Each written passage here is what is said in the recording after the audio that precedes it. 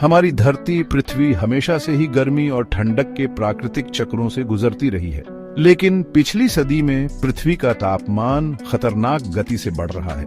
Global warming कहलाने वाली ये घटना मुख्य रूप से इंसानी गतिविधियों की वजह से हो रही है।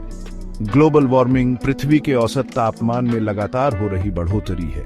ये बढ़ोतरी वातावरण में ग्रीन हाउस गैसों के जमा होने से होती है, जो कंबल की तरह काम करती हैं और सूरज से आने वाली गर्मी को रोक लेती है।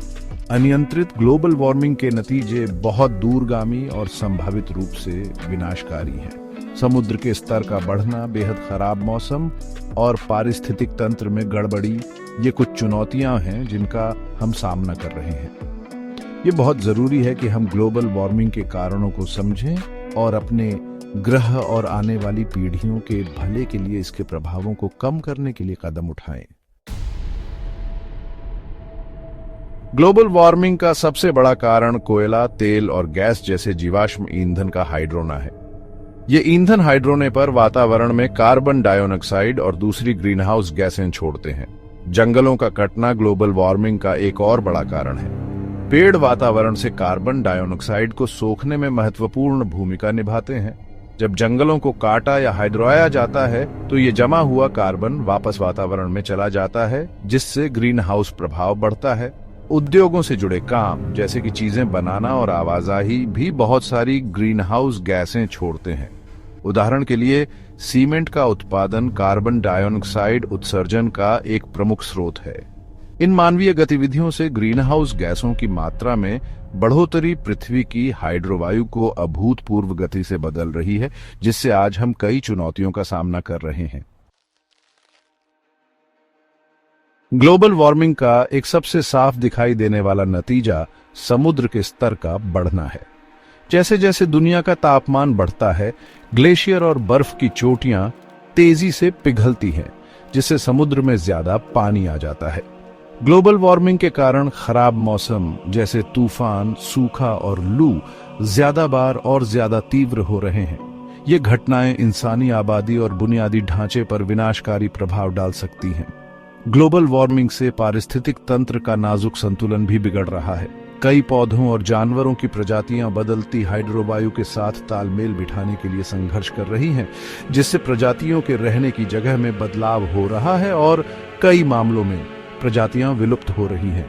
इंसानों का स्वास्थ्य भी ग्लोबल वार्मिंग से खतरे में है। गर्मी से होने वाली बीमारियां बढ़ रही हैं और बदलते हाइड्रोवायु पैटर्न संक्रामक बीमारियों के फैलने को प्रभावित कर रहे हैं। चौथा भाग, बदलाव की शुरुआत। ग्लोबल वार्मिंग से निपटने के लिए कई तरीकों वाले दृष्टिकोण की जरूरत है, जिसमें साफ और टिकाऊ ऊर्जा स्रोतों पर ध्यान केंद्रित किया जाए। सौर, पवन और जल विद्युत जैसे अक्षय ऊर्जा स्रोत जीवाश्म ईंधन के अच्छे ऑल्टरनेटिव्स हैं। वातावरण से कार्बन डाइऑक्साइड को सोखने के लिए जंगल फिर से लगाना बहुत जरूरी है। पेड़ लगाने और खराब हो चुके जंगलों को ठीक करने से जंगलों की कटाई के प्रभावों को कम करने और कार्बन को जमा करने में मदद मिल सकती है। सरकारें और नीति निर्माता सस्टेनेबलपन को बढ़ावा देने और ग्रीन हाउस गैस उत्सर्जन को कम करने वाली नीतियों को बनाने में महत्वपूर्ण भूमिका निभाते हैं। इसमें अक्षय ऊर्जा में निवेश करना, कार्बन की कीमत तय करने के तरीके लागू करना और ऊर्जा दक्षता को बढ़ावा देना शामिल है। इस वैश्विक चुनौती से प्रभावी ढंग से निपटने के लिए अंतर्राष्ट्रीय सहयोग बहुत जरूरी है। ज्ञान, तकनीक और संसाधनों को साझा करने के लिए देशों के बीच समझौते और सहयोग जरूरी हैं।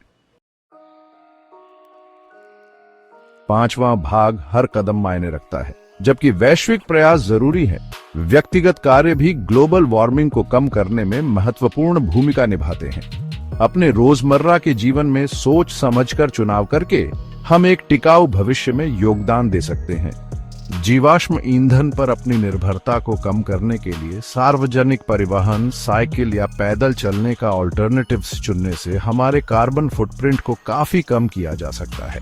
ऊर्जा कुशल उपकरणों को चुनना और घर पर ऊर्जा की खपत को कम करना भी फर्क ला सकता है। टिकाऊ कामों का समर्थन करना, जैसे स्थानीय स्तर पर उत्पादित चीजें खरीदना और एक बार इस्तेमाल होने वाले प्लास्टिक की खपत को कम करना, एक टिकाऊ जीवन शैली में योगदान दे सकता है। जानकारी के आधार पर चुनाव करके, जागरूकता बढ़ाकर और बदलाव की मांग करके हम में से हर कोई मौजूदा और आने वाली पीढ़ियों के लिए एक स्वस्थ ग्रह बनाने में योगदान दे सकता है। याद रखें, हर काम चाहे कितना भी छोटा क्यों ना हो, फर्क ला सकता है।